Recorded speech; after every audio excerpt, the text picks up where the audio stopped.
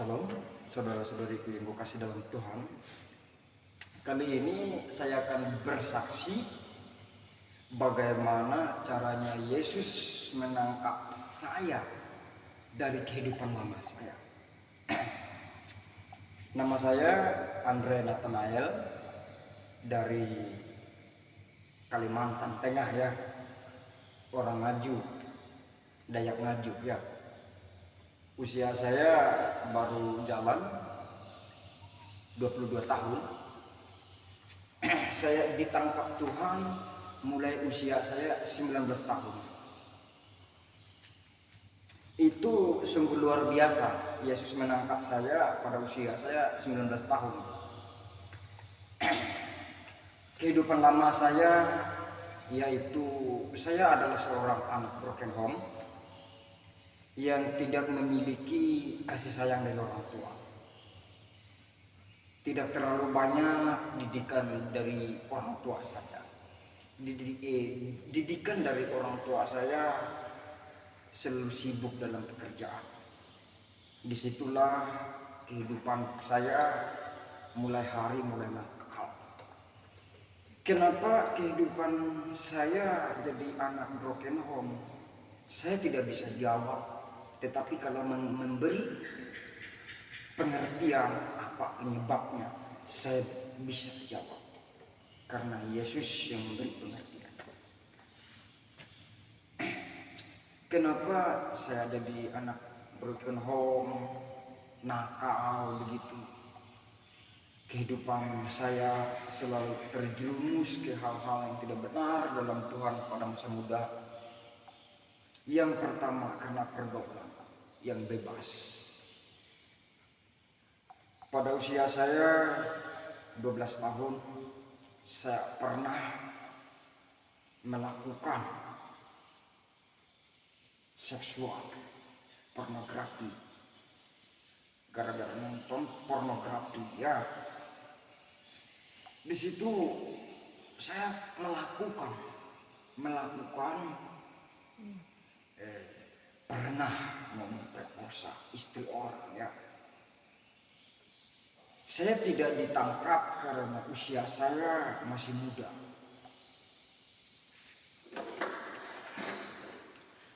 Karena usia saya masih muda, pada saat itu saya selalu maju ke depan. Hari demi hari, semakin dewasa, semakin banyak pengetahuan hal-hal duniawi, hal-hal pergaulan bebas. Saya melakukan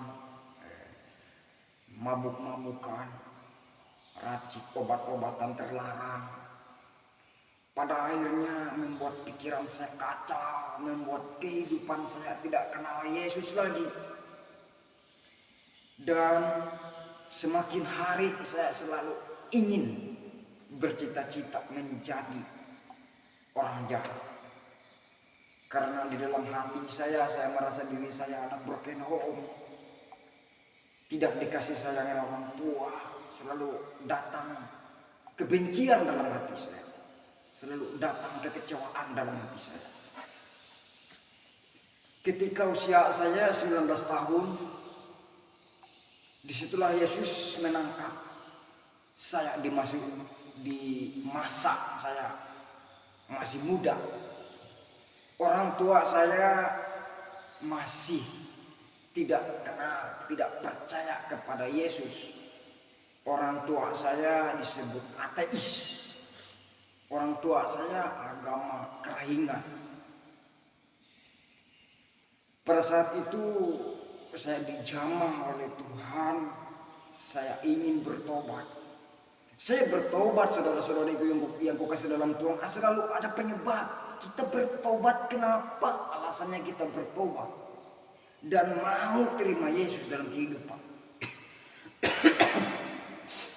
Dan ingin selalu mencari jalan-jalan kebenaran dalam Yesus Kristus. Mencari damai.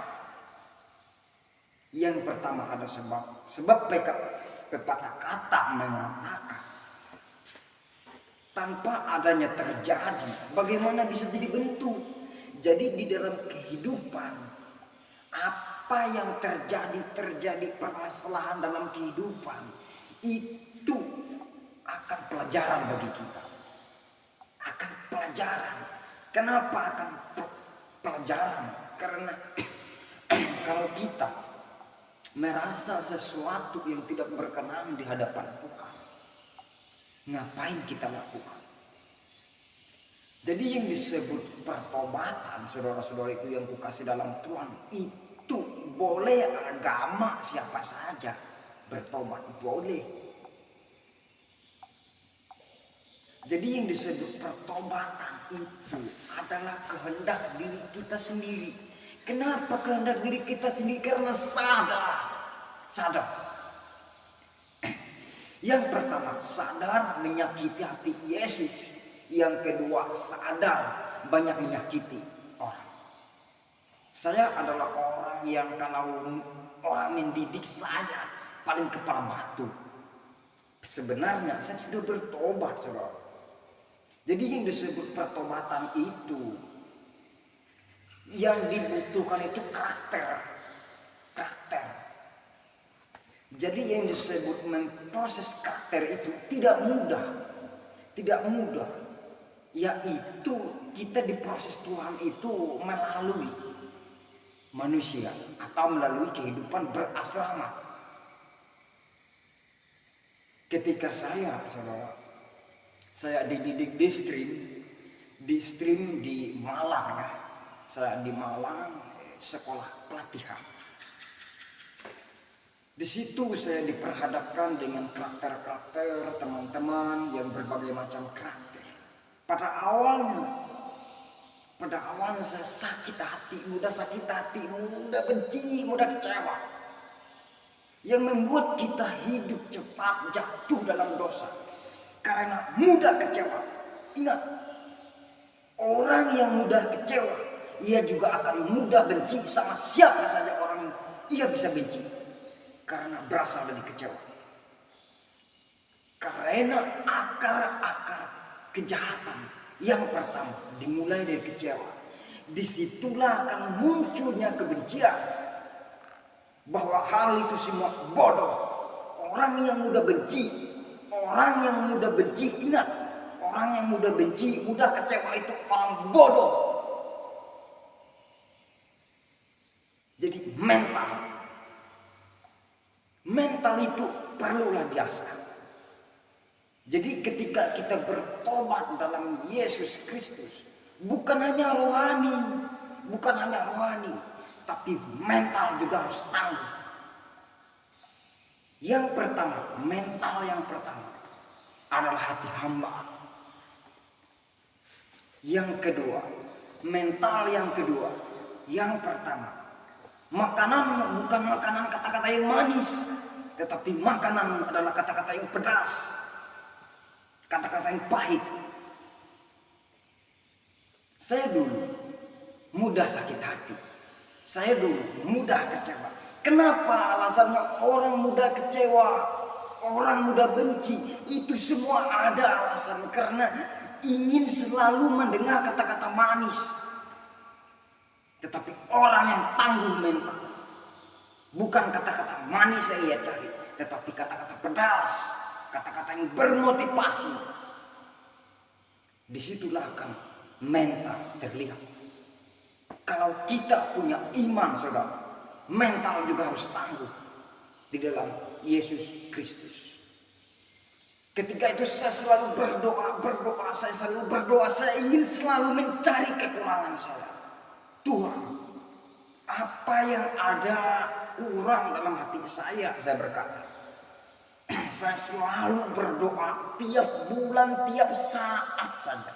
Tetapi Tuhan tidak mau menjawab doa saya. Kenapa? Tuhan tidak mau menjawab doa saya. Itu ada alasan, ada sebab. Karena hati tegang. Yang kedua, karena ada kebencian. Ketika itu saya amnesia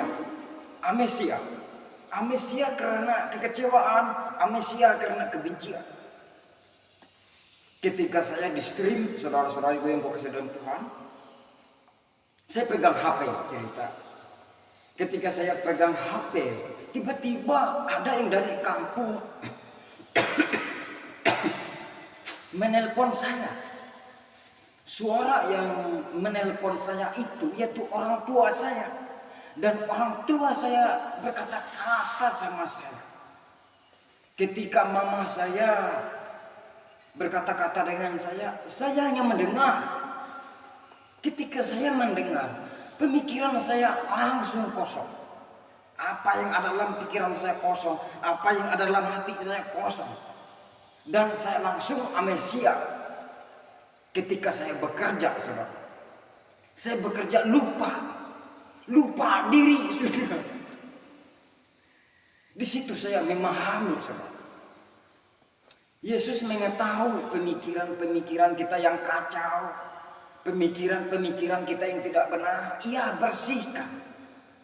Ketika Roh Kudus itu membersihkan, dan pemikiran kita seperti anak kecil yang berpikir polos, dan kita tidak tahu apa-apa. Jadi dikosongkan. Pikiran-pikiran yang kotor, pikiran-pikiran yang kacau dibersihkan Tuhan. Sehingga pada saat itu saya amnesia. Saya kerja lupa ini, lupa itu, lupa ini. Sampai semuanya lupa. Apapun yang saya rasakan lupa semua. Dalam satu hari saya bingung dan aneh pada diri saya sendiri. Tiba-tiba pemikiran yang amnesia. Gara-gara saya mendengar kata-kata orang tua saya. Kata-kata orang tua saya berkata, "Nah, kamu harus sukses. Nah, aku sayang kamu. Kapan kamu kembali?" Jadi pas 2 hari kemudian, Yesus membuka, Roh Kudus membuka pikiran saya. Apa yang Roh Kudus membuka pikiran saya? Yang pertama, ia membuka, Andre, ingat-ingatlah orang yang pernah kamu sakiti. Ketika saya mendengar suara itu, suara yang lantang di tengah-tengah malam,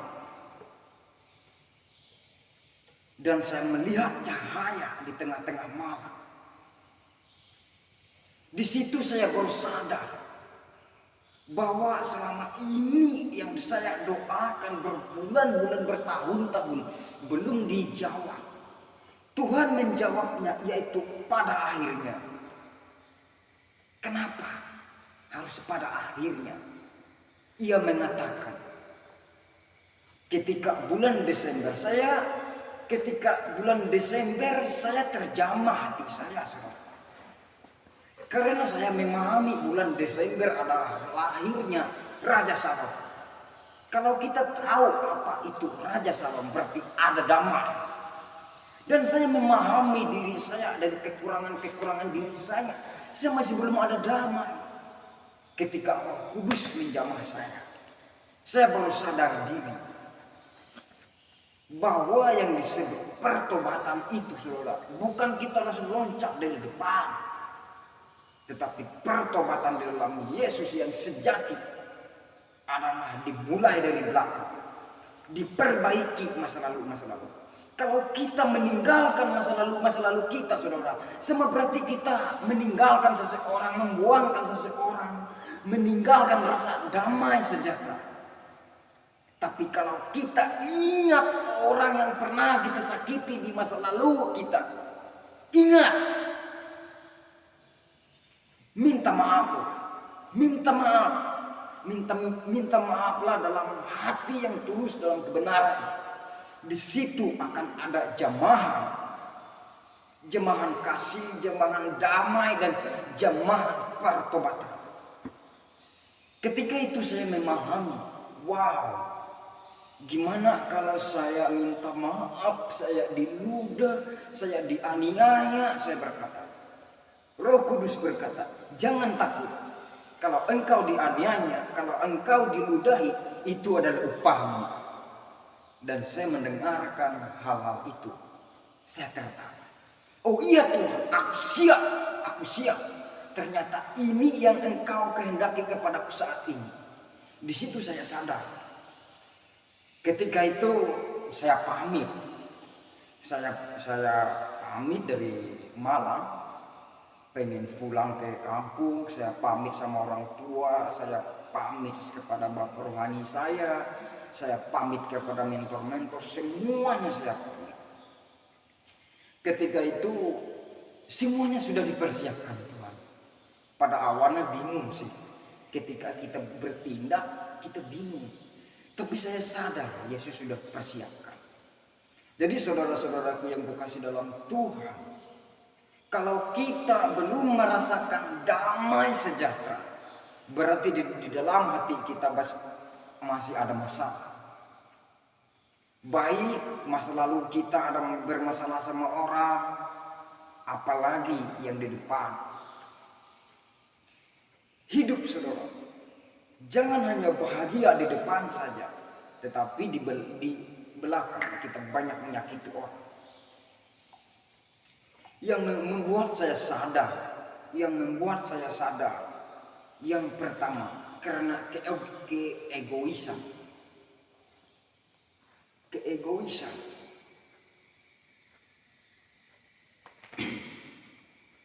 Jadi kita bisa cepat dibentuk Tuhan. Baik karakter rohani, baik sebagai yang lain. Yang pertama melalui kehidupan berasrama. Kehidupan berasrama itu lebih penting. Kenapa alasannya lebih penting? Kita selalu berinteraksi. Kita makhluk sosial. Yang disebut makhluk sosial ya, selalu beradaptasi. Hidup jangan pernah minder. Orang kalau kehidupannya selalu minder, itu selalu ada dampak negatif. Tapi kalau orang yang tidak pernah merasakan kehidupannya minder, selalu bergaul, tidak memandang rupa, baik si dia, si itu. Dan Roh Kudus juga pada terakhirnya menjelaskan kepada saya. Roh Kudus mengatakan pacaran itu hal-hal duniawi. Kenapa hal-hal duniawi? Sampai saya berontak, saya berdoa, belum ketemu jawabannya, belum ketemu pengertian. Saya orangnya tidak mudah percaya sama siapa saja yang berkata, baik dia hamba Tuhan, siapa saja orang. Tidak mudah percaya. Kenapa tidak mudah percaya? Karena yang saya cari bukan penjelasannya, tetapi pengertiannya. Sebab antara penjelasan dan pengertian beda. Kalau penjelasan banyak nilai-nilai to the point-nya, tetapi pengertian langsung tepat pada intinya. Yesus Kristus mengkehendaki kita bukan untuk pacaran. Yang pertama, untuk hidup berbuah. Berbuah secara apa? Ada dua hal. Berbuah secara jasmani dan berbuah secara rohani. Berbuah secara jasmani dari skill, pengalaman, kita bisa memberi orang, mengajar orang, atau memberkati orang. Yang kedua, berbuah secara rohani, dari karakter kita bisa memberkati orang, dari kehidupan kita bisa memberkati orang. Untuk anak-anak muda, yang pertama, jangan merokok, jangan mabuk-mabukan, jangan berjudi. Bergaullah dengan orang yang hidup sehat dengan Tuhan. Kalau kita bergaul sama orang pencuri, kita akan jadi ikut orang pencuri. Kalau kita bergaul sama orang pemabuk, kita akan menjadi orang pemabuk juga. Tapi kalau kita bergaul, selalu bergaul, ingin bergaul dalam Tuhan, maka kita akan jadi anak Tuhan. Jadilah anak muda yang bijak. Tuhan Yesus memberkati.